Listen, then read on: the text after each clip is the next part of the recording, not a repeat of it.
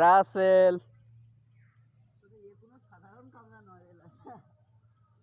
ভাই এদিকে একটা দেখো কেন আরে ভাই অল্প না খালি অল্প না দেখিবেন অল্প না মিশছে না ওকে এ কোনো সাধারণ কামলা নয় রে লাইলা। এর জীবন গল্প যদি শুনিস রে লাইলা, তুই প্রেমে পড়ে যাবি রে লাইলা। এরা বউকে সুখে রাখার জন্য কাজ করছে রে লাইলা।